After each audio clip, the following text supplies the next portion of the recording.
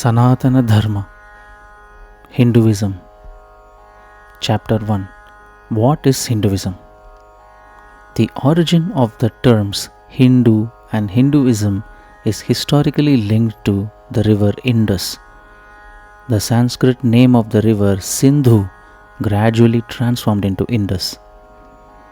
The old Persians referred to the region as Hindu or Hidush, while the Greeks called it Indos.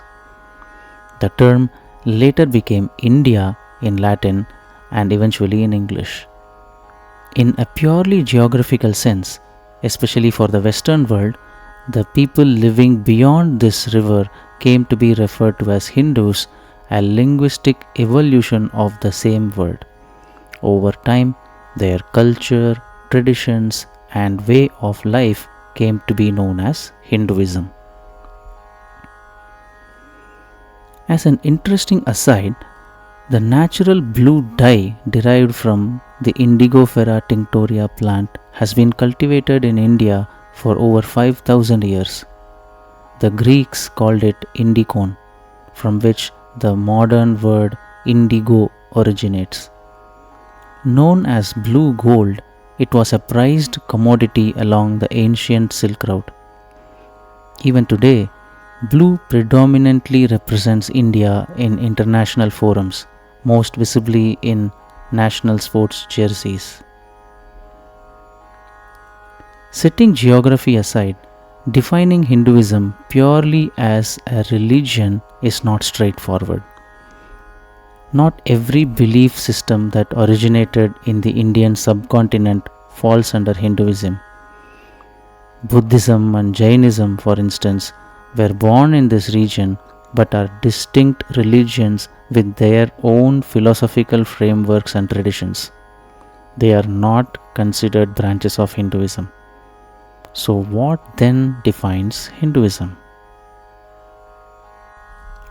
Most world religions trace their origin to a single founder or prophet. Hinduism does not. Instead, it emerged through the insights of numerous sages, the rishis, over millennia. These seers explored spiritual truths and shared their realizations. Over time, distinct traditions developed, sometimes differing significantly in practice and emphasis, so much so that they appear like separate religions. Yet, they are all classified under Hinduism. Why? The religious sects are common in all traditions. Most religions have denominational differences, yet they are unified by their concept of supreme being. However, in Hinduism, sects differ even in their chosen form of God. Shaivism regards Lord Shiva as the supreme being. Vaishnavism accepts Lord Vishnu as supreme. Shaktism reveres the Divine Mother as the ultimate reality, and others emphasize different deities. If the Supreme Being differs in name and form, on what basis are these sects considered part of one religion? Another complexity arises with scripture. Different sects emphasize different texts. Shaivites follow the Shiva Purana, Shaiva Agamas, and Shaiva Tirumurai.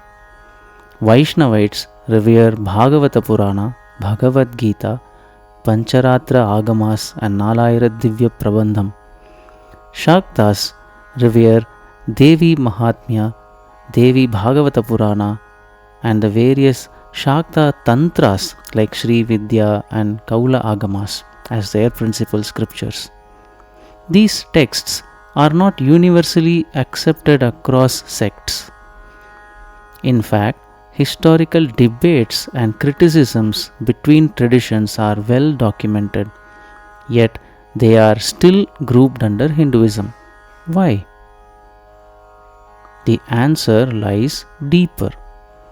Although sects differ in theology and preferred texts, none claim their scriptures to be the original or ultimate source, nor do they claim to have independently established the foundational philosophy. All major traditions within Hinduism trace their authority back to the Vedas, the most ancient sacred corpus of the tradition. This is the unifying thread. The culmination of Vedic teaching lies in its concluding portion, the Vedanta, also known as Upanishads. The Upanishads declare that the ultimate reality is Brahman, the infinite primordial ground of existence. When viewed in relation to creation, this same reality is referred to as Ishvara. Shaivites identify Ishvara as Shiva, Vaishnavites identify Ishvara as Vishnu, Shaktas identify Ishvari as Shakti. The names differ. The underlying metaphysical definition remains rooted in the Vedas. There have been traditions such as Mimamsa, also known as Purva Mimamsa or Karma Mimamsa, which accepted the Vedas as authoritative but focused exclusively on their ritualistic portions while rejecting the Vedantic teaching of Brahman or Ishvara as ultimate reality. Such schools, despite accepting the Vedas in part, are generally not classified under what we now call Hinduism in a theological sense. From this analysis, we may reasonably conclude a religious sect is considered part of Hinduism if it accepts the Vedas as authoritative and recognizes Brahman as revealed in the Upanishads as the ultimate reality. Thus, despite diversity in deity, practice, and scripture, the shared acceptance of the Vedas and Brahman forms the philosophical foundation of Hinduism. It is important to recognize that the term Hinduism itself is not native to the tradition. Historically, it was a geographical and cultural label applied by outsiders to the people living beyond Sindhu River. Over time, the term came to denote their collective spiritual and philosophical traditions. The tradition, however, does not trace itself to a single founder, a specific historical moment, or a formally declared name, nor is it bound by any geographical region. In that sense, it is not a religion that began, it is a way of life that evolved.